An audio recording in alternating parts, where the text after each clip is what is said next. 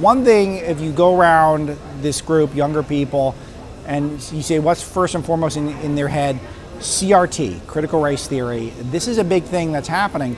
I would say, I'm a white person, I would say it's really condescending to black Americans, but I'm not really an authority on the subject. What do you think? I think, first of all, this is one of the most divisive things in our country. You can't have a situation where, despite of our history, despite of our past, we all know the past. It's not a secret. Nobody's hiding slavery and segregation and racism. Nobody's hiding that. But to weaponize an academic theory, and I stress a theory because it is a theory, it is not proven, and to try to move that into K-12 into our military, that's outrageous because you divide people. The people who are the critical race theorists who say, oh, well, you haven't done all the reading. Oh, you haven't done all of the academic work. Well, guess what? What third grader in America is going to do all the reading and all the academic work? What 10th grader in America is going to do all the reading and all the academic work? Our men and women in our military don't have the time to do all the academic theory and all the work. They need to defend our country. That's why that kind of academic theory, which is so divisive and so divisive, shouldn't be in our military, in our schools. Not saying people aren't smart enough to look at that stuff, but you have to be prepared to and willing to go into that academic theory. It shouldn't just be thrust upon you and you have to make a decision on whether white people are good or not. That's outrageous. We should never do it. So what's the pushback? Because the citizens are really, we can't wait for November 2022 to push back on this one. We got to move now. Oh, I think people are right. Get in your school boards. School boards across the state are realizing they got a real problem on their hand. So much so that NEA and the AFT have to come out and say, oh, we're going to defend it because we think it's good. Oh yeah, Randy Weigarten? Well, you go ahead and defend it because I'll tell you this, you're on the wrong side of history when it comes to not just Americans, but also voters. Yes. Because I'll tell you this, middle-class mothers are watching this. Suburban moms are watching this. People in the inner city are watching this. I'm a father of 3 black sons. I don't want my black sons growing up thinking that somehow the white man has an edge on them and has something over them. I want my sons to work hard. I want them to work hard in school. I want them to do everything possible they need to do to succeed.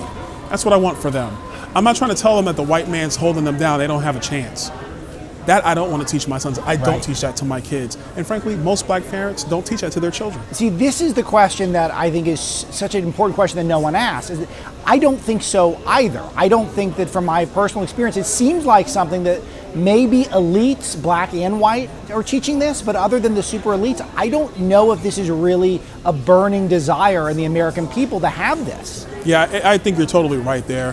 The elites, unfortunately, because they luxuriate in our country, like they don't have to worry about things like, going to work and like putting food on the table. The Biden inflation, which we should talk about. Exactly. They don't have to worry about those kinds of things because they have so much excess in their lives. They get to sit around and think about this kind of stuff. But working men and women, they don't have time to deal with this mess. What they're trying to do is make sure there's food on the table, the rent or the mortgage is paid, or their kids learning. Those are the 3 things that they're focused on, and that's what they should be focused on because that's for the betterment of themselves and their family. They want to make sure their kids are better than they are. That's what they're focused on. The reason I know that is because that's what I want for my sons. That's what my mom wanted for me. All this other stuff, there's all these academic theories that they want to now thrust into the atmosphere that everybody's got to make a decision on one way or another. And if you're opposed to them, now either A, you're an oppressor, or B, you're brainwashed. That's outrageous. We shouldn't put the American people in the middle of that kind of decision or that juxtaposition. We should let people be free. We should teach full history. I totally support that. Sure, teach all of it. Why not? But let people be free. Let people live life. Let's actually enjoy the harmony that is the United States of America. Congressman, can we connect a couple of really big narratives here? Sure. Because you're seeing how we've got CRT is being pushed by the left. We've got open borders also being pushed by the left, unless of course you're Cuban. Then the border's not open for you. The border's only open if you're coming from land, whatever reason that is. If you have a raft, doesn't apply for whatever reason. And then we have this inflation, which is we're seeing bacon's at a record. Gas is up 50%. Rental cars are up almost 100%. I mean, the list just goes on and on and on. And it feels like to me the thing that's really affecting inner city households the most would be the inflation, the widespread immigration, that their labor and their citizenship is becoming watered down, less meaningful. But we're told CRT. We're told it's the fact that there is this encroaching white supremacy. What's your reaction to that? I think the confluence of all these issues is very important. Too often in our politics, we talk about these things in silos as if they don't impact each other. Look, when I was just on stage, what I talked about is you have to look at the intersectionality of all these things. I mean, look, take the left's own language. Yes. They all intersect, and they're all terrible for our country.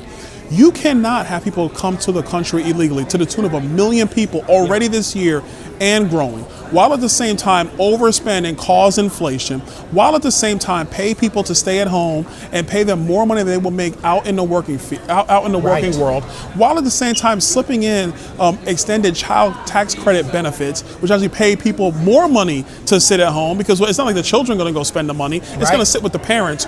You can't do all those things. Couple that with the fact that you're getting rid of energy independence by shutting down the Keystone Pipeline here, but you allow the Russians to build a pipeline which sends oil into Europe, so the Europeans are now reliant on the Russians.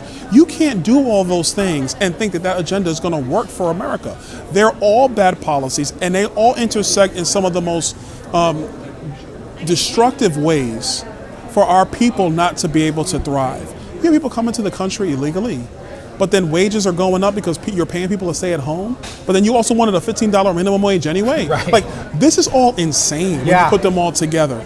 And so that's why their agenda is so bad, they have to resort to CRT. They have to resort to, it's not even fear-mongering, a complete bastardization of the civil rights era and the Jim Crow era, trying to talk about voting rights as that is Jim Crow. I mean, that's why they have to resort to such nastiness in politics, because their agenda has already failed and they've only been in charge for 6 months. Doesn't it cheapen Jim Crow and slavery if you're suggesting that the plight that people went through during those much worse times in American history is the same as people want a voter ID at the polls? No, it absolutely does. I mean, it not only cheapens it, it actually is a complete disrespect to all the black people in our country who were victimized, brutalized because of Jim Crow laws.